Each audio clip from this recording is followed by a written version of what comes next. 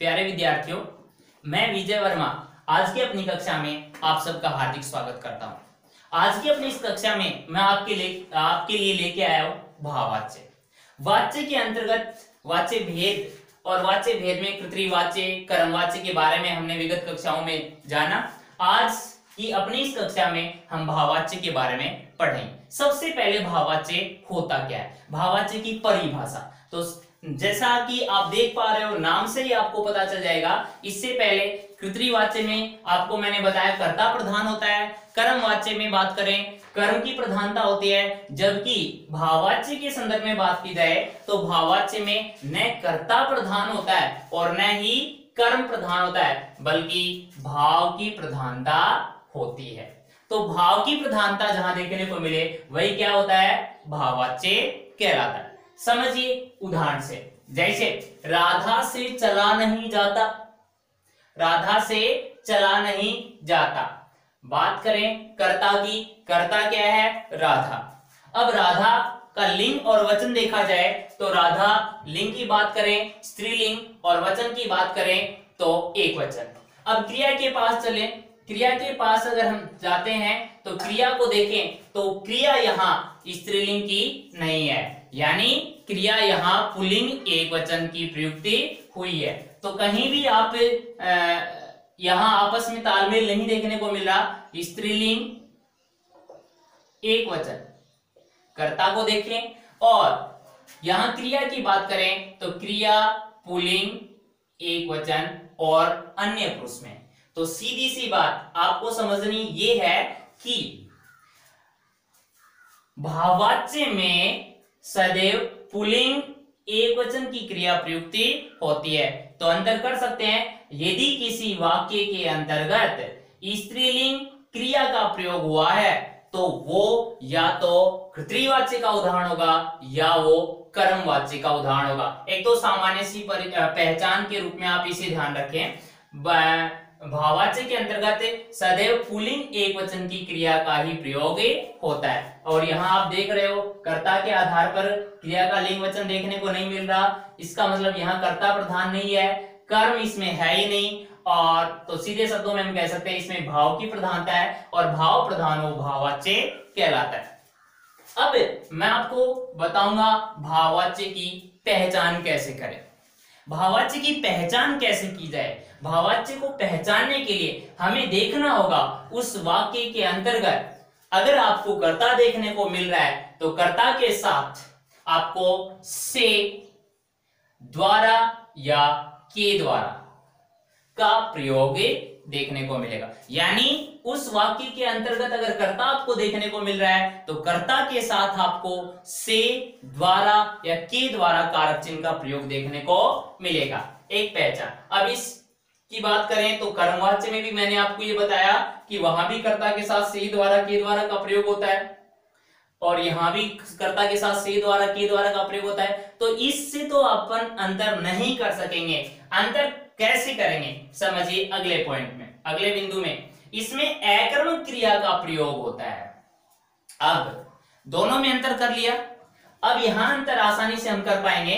कर्ता के साथ से, द्वारा, के द्वारा का प्रयोग कर्मवाच्य में भी होता है और यह भाववाच्य में भी देखने को मिलता है। इससे अंतर नहीं होगा। दूसरा जो मुख्य बिंदु है इसके आधार पर आप अंतर कर पाओगे, इसमें अकर्मक क्रिया के साथ जाना क्रिया का रूप देखने को मिलता है, जबकि मैंने आपको कर्मवाच्य के अंतर्गत क्या बताया, कर्मवाच्य में यहां अकर्मक की बजाय सकर्मक क्रिया के साथ जाना क्रिया का रूप देखने को मिलेगा। तो आप आसानी से समझ गए होंगे कि अकर्मक क्रिया के साथ जाना क्रिया का रूप देखने को मिले वो भाववाच्य में, और सकर्मक क्रिया के साथ जाना क्रिया का रूप देखने को मिले वो कर्मवाच्य में। तो आप इससे अंतर कर सकते हैं। अगला मुख्य बिंदु अंतर की पहचान की बात करें, क्रिया सदैव पुल्लिंग एकवचन की प्रयुक्ति होती है, जिसकी चर्चा हम इस उदाहरण के अंतर्गत भी कर चुके हैं। भाववाच्य में सदैव क्रिया पुल्लिंग एकवचन की प्रयुक्ति होती है। अगर पुल्लिंग क्रिया नहीं है तो वो कृत्रिवाच्य होगा या फिर कर्मवाच्य होगा। एक और मुख्य बिंदु देखिए, प्राय असमर्थता या विवशता प्रकट करने के लिए इस वाच्य के अंतर्गत, किस वाच्य के अंतर्गत? भाववाच्य के अंतर्गत। भाववाच्य के अंतर्गत निषेधवाचक अव्यय शब्द आपको क्या देखने को मिलेगा? नहीं देखने को मिलेगा। निषेधवाचक अव्यय नहीं का प्रयोग भी आपको भाववाच्य में देखने को मिलेगा। अधिकतर वाक्यों में आपको ऐसा देखने को मिलेगा। अब ये पहचान थी। अब इस पहचान के आधार पर हम इस पहचान को हम एक सूत्र में पिरोएंगे और वो सूत्र के आधार पर आप आसानी से अंतर कर सकते हो, पहचान कर सकते हो भाववाच्य की। तो सूत्र की बात करें तो सबसे पहले कर्ता। यदि वाक्य में कर्ता प्रयुक्त होगा भाववाच्य के अंतर्गत तो कर्ता के साथ वही से द्वारा, के द्वारा का प्रयोग होगा। परंतु कर्मवाच्य में भी ऐसा देखने को मिलता है। तो यहां से आगे बढ़े उसमें आपको पता चलेगा। अब से द्वारा, के द्वारा के बाद आपको क्या देखने को मिलेगी? क्रिया। जबकि मैंने आपको कर्मवाच्य में भी एक सूत्र दिया था और कर्मवाच्य की पहचान के लिए जो सूत्र दिया था वहां कर्ता के साथ से द्वारा, के द्वारा प्लस उसके बाद क्या देखने को मिला था आपको? कर्म। कर्मवाच्य में आपको यहां क्या देखने को मिला था? कर्म। लेकिन भाववाच्य में यहां कर्म नहीं है। भाववाच्य में आपको अकर्मक क्रिया देखने को मिलेगी, वो बिना कर्म की होगी। तो कह सकते हैं कि कर्ता के बाद से द्वारा, कर्ता के साथ से द्वारा, के द्वारा, उसके बाद क्रिया। और क्रिया की बात करें तो क्रिया सदैव पुल्लिंग एकवचन की होगी। उसके बाद अकर्मक क्रिया है तो उसके साथ आपको जाना क्रिया का रूप देखने को मिलेगा और जाना क्रिया का रूप आपको देखने को मिलेगा वो काल के अनुसार। यानी जिस काल वाच्य जो दे रखा है आपको, वाच्य कर्तृवाच्य का है, कर्तृवाच्य को आप भाववाच्य में बदल रहे हैं तो वहां कर्तृवाच्य में जो काल के अनुसार क्रिया प्रयुक्त हुई है, वाच्य परिवर्तित करते समय भी आपको उसी काल के अनुसार क्रिया को बदलना होगा। तो ये हमारा भाववाच्य का एक सूत्र कह सकते हैं। जैसे समझिए उदाहरण से, मुझसे यहां नहीं बैठा जाता। कर्ता मैं, मुझसे। क्रिया है बैठा जा, बैठना। अब यहां देखिए बैठना क्रिया है वो अकर्मक क्रिया है। अकर्मक क्रिया के साथ हम जाना क्रिया का रूप प्रयुक्त कर रहे हैं। अब देखिए ये तो वाच्य भेद की बात करें, पहचान की बात की जाए, वाच्य पहचानो तो आप इससे देखोगे कि कर्ता के साथ आपको क्या देखने को मिल रहा है? से। और यहाँ क्या है इस वाच्य के अंतर्गत? अकर्मक क्रिया। और अकर्मक क्रिया के साथ आपको जाना क्रिया का रूप देखने को मिल रहा है। तो निसंदेह ये क्या होगा? भाववाच्य का उदाहरण होगा। वाच्य परिवर्तन की बात की जाए तो वाच्य परिवर्तन जैसे इस भाववाच्य को और कर्तृवाच्य में बदलने के लिए बोल दिया जाए तो इसका क्या रूप होगा? तो हम लिख सकते हैं मैं। यहां से द्वारा, के द्वारा हट जाएगा। कर्तृवाच्य में से द्वारा, के द्वारा का प्रयोग कर्ता के साथ नहीं होता। मैं आगे यहां नहीं बैठ सकता, ये आपको देखने को मिलेगा। ये कर्तृवाच्य हो गए। तो कर्तृवाच्य से भाववाच्य में परिवर्तन करना पड़ सकता है। वाच्य रूपांतरण की बात करेंगे हम आगे, या फिर भाववाच्य को कर्तृवाच्य में बदल सकते हैं। कैसे भी किया जाए। अगला है अब चला जाए। इसमें कर्ता है ही नहीं, कर्ता नहीं है तो कर्ता के साथ से द्वारा, के द्वारा देखने को नहीं मिलेगा। फिर आप देखिए क्रिया से पहचान करेंगे। चलना क्रिया क्या है? अकर्मक क्रिया है। और अकर्मक क्रिया के साथ जाना क्रिया का रूप भी देखने को मिल रहा है। तो अकर्मक क्रिया के साथ जाना क्रिया का रूप देखने को मिले वो वाच्य कौन सा है? भाववाच्य है। अब देखिए आगे वाच्य रूपांतरण की बात करते हैं। वाच्य परिवर्तन, यहां से प्रश्न बनता है निश्चित रूप से। वाच्य रूपांतरण या वाच्य परिवर्तित कीजिए। आपको उदाहरण मिला, जैसे पहला एग्जांपल अपने पास, उसने कुछ नहीं खाया। अगर वाच्य भेद पूछा जाए, दो तरह के प्रश्न है। एक सामान्य से प्रश्न, उदाहरण रख दिया जाएगा कौन से वाच्य का उदाहरण है। तो सबसे पहले देखिए उसने कुछ नहीं खाया। खाने की क्रिया किसके द्वारा की जा रही है? उसके द्वारा, यानी और उस, वह का परिवर्तित रूप है। तो वह के साथ कभी भी अगर आप कारक चिन्ह का प्रयोग करोगे तो वह परिवर्तित हो जाएगा किसमें, उसमें। तो यहाँ उसके साथ कौन सा कारक चिन्ह आ रहा है, ने। सीधे शब्दों में आपको मैंने बताया कि कर्ता के साथ कारक चिन्ह ने का प्रयोग केवल और केवल किसमें होता है, पितृवाच्य में। तो अगर आपसे वाच्य भेद पूछा जाए तो ये कौन से वाच्य का उदाहरण है, पितृवाच्य का। अब बात करेंगे अपन वाच्य रूपांतरण। कृतवाच्य का उदाहरण है, इसको हम भाववाच्य में बदलेंगे। तो भाववाच्य में इसको परिवर्तित करने के लिए इस सूत्र के अनुसार आप चलते जाओ, कोई दिक्कत नहीं आएगी। सबसे पहले कर्ता आपके पास है, तो कर्ता के साथ से द्वारा के द्वारा का प्रयोग करोगे। यहाँ कर्ता के साथ ने है, उसको ने को हटाएंगे, उसके साथ से द्वारा के द्वारा का प्रयोग कर दिया, तो उसने की बजाय हमने लिखा उससे। आगे चलो, कुछ नहीं खाया। खाया मुख्य क्रिया। अब मुख्य क्रिया जो है, इस मुख्य क्रिया के साथ आपको इस वाक्य में कर्म देखने को नहीं मिल रहा, तो कर्म देखने को नहीं मिला, इसका मतलब यहाँ अकर्मक क्रिया है, और अकर्मक क्रिया के साथ हम जाना क्रिया का प्रयोग कर देंगे, और जिस काल की क्रिया उसी काल के अनुसार उसको रख देंगे।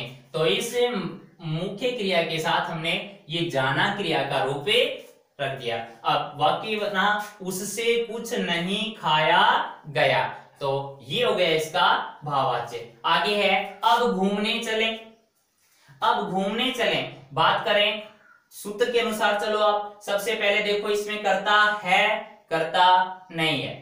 नहीं, आपको मुख्य क्रिया के साथ जाना क्रिया का रूप देखने को मिलेगा। इसका मतलब ये भी क्या है, कृतवाच्य का उदाहरण है, और कृतवाच्य को हम बदल रहे हैं किसमें, भाववाच्य में। तो भाववाच्य में बदलेंगे तो कर्ता नहीं है, तो हमें से द्वारा के द्वारा का प्रयोग करने की जरूरत नहीं है, और सीधे शब्दों में लिख दो, अब घूमने चले को बदलेंगे। अब यहाँ चले जो है, इसका रूप परिवर्तित हो जाएगा भूतकाल।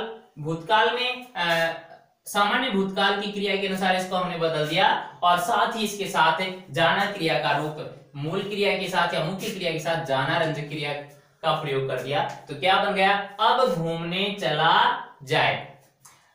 अगला एक उदाहरण और देखिए, अब मैं नहीं सह सकता। अशक्यता या असमर्थता जाहिर हो रही है। अब इसमें कर्ता अगर आपको देखने को मिलेगा तो कर्ता के साथ से द्वारा के द्वारा का प्रयोग। अब मुझसे मैं यहां कर्ता, मैं या कर्ता के रूप में, तो कर्ता के साथ से द्वारा के द्वारा का प्रयोग करोगे, तो मैं के साथ अगर आप से का प्रयोग करोगे तो मैं का परिवर्तित रूप मुझसे। अब मुझसे सहा नहीं। अब सहना, मैन क्रिया क्या है, मुख्य क्रिया क्या है, सहना।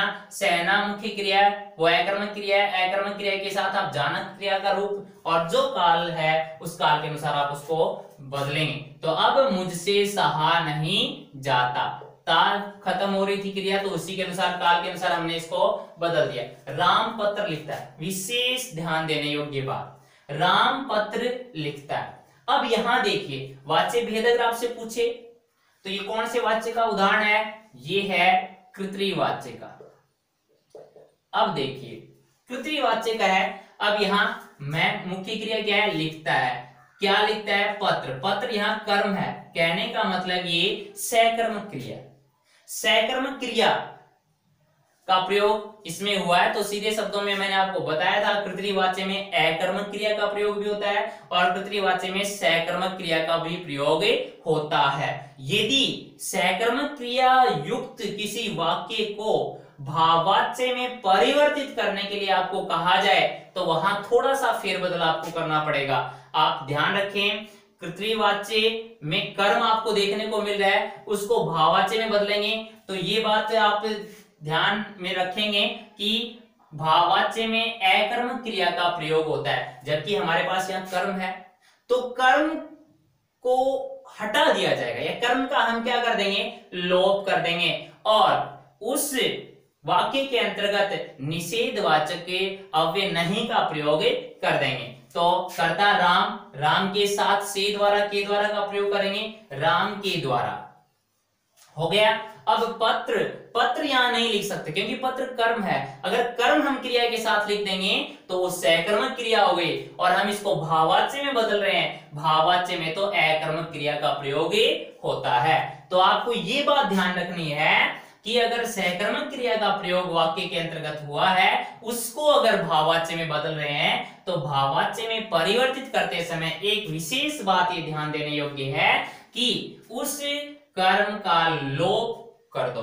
तो राम के द्वारा पत्र, पत्र का कर्म है, कर्म का हमने क्या कर दिया, लोप, और साथ ही निषेधवाचक अव्यय नहीं का प्रयोग कर दिया। तो क्या हुआ, राम के द्वारा लिखा नहीं जाता, ये लिखता है जो है वर्तमान काल की क्रिया के अनुरूप हमने इस मुख्य क्रिया को सामान्य भूत में बदल दिया, सामान्य भूत में बदल दिया। उस क्रिया के साथ फिर हमने जाना क्रिया का रूप प्रयुक्त कर दिया।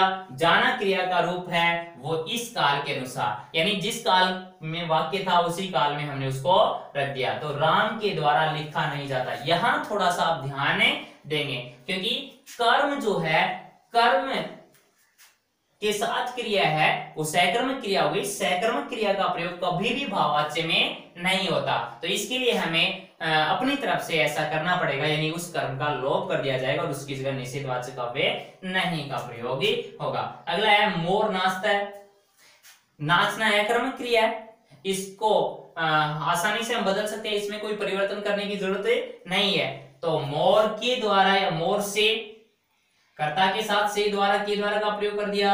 फिर मुख्य क्रिया नाचता है, इस मुख्य क्रिया के साथ जाना क्रिया का रूप प्रयोग करना, जाना क्रिया का रूप हमें प्रयुक्त करना पड़ेगा। तो मोर से नाचा, ये सामान्य भूत में बदल दिया और उसके साथ फिर जाना क्रिया का रूप, तो मोर से नाचा जाता है। अब ये मैंने नोट डाल करके लिख दी वो विशेष बात जिसका जिक्र हम ऊपर कर चुके हैं। नोट डाल करके मैंने लिखा कि यदि सहकर्मक क्रिया युक्त कर्तृवाच्य को, कर्तृवाच्य का कोई उदाहरण है जिसमें सहकर्मक क्रिया का प्रयोग हुआ है, उस सहकर्मक क्रिया युक्त कर्तृवाच्य को अगर भाववाच्य में परिवर्तित करने के लिए कहा जाए या भाववाच्य में रूपांतरित करने के लिए कहा जाए तो हमें कर्म का लोप करना पड़ेगा। वहां उस भाववाच्य में कर्म का लोप हो जाएगा तथा निषेधवाचक अव्यय नहीं का प्रयोग हमें करना होगा। एक और उदाहरण से समझिए, जैसे सीता आम खाती है, यहाँ सहकर्मक क्रिया खाती है, खाना क्या है, सहकर्मक क्रिया, क्योंकि इस कर्म के साथ आई है। कर्म क्या है यहाँ, आम। तो इस वाक्य को भाववाच्य में बदलने के लिए कहा जाए, भाववाच्य में बदलेंगे तो वही कर्ता के साथ से द्वारा, के द्वारा का प्रयोग, सामान्य सी बात है, सीता के द्वारा। अब आम कर्म है, कर्म का लोप करना पड़ेगा भाववाच्य में, क्योंकि भाववाच्य में कर्म का प्रयोग होता ही नहीं है। तो यहाँ सीता के द्वारा खाया नहीं जाता। अब ये नहीं कहां से आ गया, नहीं की बात मैंने आपको बताई, कर्म का लोप करोगे और उस वाक्य में निषेधवाचक अव्यय नहीं का प्रयोग आप करेंगे। तो हमारे पास भाववाच्य रूप क्या बन गया, सीता के द्वारा खाया नहीं जाता। अब वर्तमान काल की क्रिया थी, हमने वर्तमान काल के अनुसार उसको परिवर्तित कर दिया। अब अपवाद की बात करते हैं। वाच्य के अंतर्गत अपवाद भी देखने को मिलेंगे आपको, अपवाद हर जगह होते हैं। यहां हम बात करेंगे वाच्य के संदर्भ में अपवादों की। तो पहला अपवाद क्या है, यदि कर्ता के साथ ने कारक चिन्ह का प्रयोग हो, यदि कर्ता के साथ ने कारक चिन्ह का प्रयोग हो, मैंने आपको बताया भी कि कर्तृवाच्य में कर्ता के साथ ने कारक चिन्ह प्रयुक्त होता है, लेकिन वहां ने कारक चिन्ह का प्रयोग होने पर उस वाक्य की क्रिया जो है उसका लिंग वचन कर्ता के अनुसार न देख करके कर्म के अनुसार देखने को मिलेगा। तो वहां कर्म के अनुसार क्रिया का लिंग वचन देखने को मिले तो वो तो कर्म प्रधान हो गया, कर्म प्रधान हो गया, वो कर्मवाच्य होता है। परंतु ने कारक चिन्ह वाले वाक्य में यदि क्रिया का लिंग वचन कर्म के अनुसार हो तो भी हम उसे कर्म वाच्य में शामिल न कर कर्तृवाच्य में ही सम्मिलित करेंगे। देखिए, यदि कर्ता के साथ ने कारक चिन्ह प्रयुक्त हो तो उस वाक्य में क्रिया का लिंग वचन कर्म के अनुसार देखने को मिलेगा। अगर वाक्य में ने कारक चिन्ह प्रयुक्त हुआ कर्ता के साथ तो उस वाक्य में क्रिया का लिंग वचन कर्म के अनुसार देखने को मिलेगा। अब कर्म के अनुसार देखने को मिले, इसका मतलब कर्म प्रधान हो गया, कर्म प्रधान हो गया तो कर्मवाच्य होता है। परंतु यहां उस वाक्य को हम कर्मवाच्य में सम्मिलित न कर उसको कृतवाच्य में ही शामिल करेंगे। जैसे देखिए सीता ने गाना गाया, सीता यहाँ करता है, अगर कर्ता प्रधान हो, कर्ता के अनुसार लिंग वचन क्रिया का देखने को मिले तो कृतवाच्य हो गया, कोई दिक्कत नहीं आएगी। परंतु यहाँ गाना गाया, सीता तो स्त्रीलिंग है, एक वचन। क्रिया की बात करें गाया, अब गाया पुल्लिंग क्रिया है, एक वचन। स्त्रीलिंग एक वचन कर्ता और क्रिया है पुल्लिंग एक वचन, यानी कर्ता के अनुसार क्रिया का लिंग और वचन परिवर्तित नहीं हो रहा। तो फिर देखिए गाना क्या है, यहाँ कर्म, क्या गाया, गाना। अब कर्म जो है इसका लिंग देखें पुल्लिंग और वचन की बात करें तो एक वचन। अब यहाँ देखिए क्रिया का लिंग वचन और कर्म का लिंग वचन, ये इन दोनों में समानता देखने को मिल रही है। इसका मतलब ये हुआ कि इस में क्रिया का लिंग वचन कर्म के अनुसार प्रयुक्त हुआ है, तो इसको हम कर्मवाच्य में शामिल करेंगे। नहीं, ये अपवाद है। हमें ये ध्यान रखना, ने कारक चिन्ह का प्रयोग कर्ता के साथ हो गया, वो क्या है, कृतवाच्य। निश्चित रूप से आपको यहाँ भ्रमित होने की जरूरत नहीं है, ये अपवाद है, तो इस अपवाद को आप ध्यान रखेंगे। एक और विशेष बात, दूसरा अपवाद, यदि कर्ता के साथ आपको ने कारक चिन्ह देखने को मिले वाक्य में और कर्म के साथ को देखने को मिले, कोई वाक्य है उसमें कर्ता के साथ ने कारक चिन्ह और कर्म के साथ को कारक चिन्ह देखने को मिले, तो वहां वो उदाहरण है, वो भाववाच्य के अंतर्गत आएगा। एक ये अपवाद है। अब एक एग्जांपल, एक उदाहरण मैं आपके सामने रख रहा हूं, जैसे राम ने रावण को मारा, राम ने रावण को मारा, इसमें कर्ता क्या है, राम, इसके साथ ने आया, कर्म क्या है, रावण, इसके साथ को आया है। तो कर्ता के साथ ने कारक चिन्ह और कर्म के साथ को कारक चिन्ह आए तो आपको देखना ही नहीं है, वो भाववाच्य के अंतर्गत आएगा। सीधे शब्दों में ये बात आपको ध्यान रखनी है, दो अपवाद, विशेष बातें, ये बात आपको ध्यान रखनी है। अब फिर ये बातें अगर आप ध्यान में रखते हो तो आपको इसमें कहीं कोई दिक्कत नहीं आएगी। तो आज की अपनी इस कक्षा में भाववाच्य कंप्लीट हो गया। इस तरह से यानी वाच्य टॉपिक अपना कंप्लीट हो गया और मैं उम्मीद करता हूँ आप सबको बहुत अच्छे से समझ आया होगा। धन्यवाद।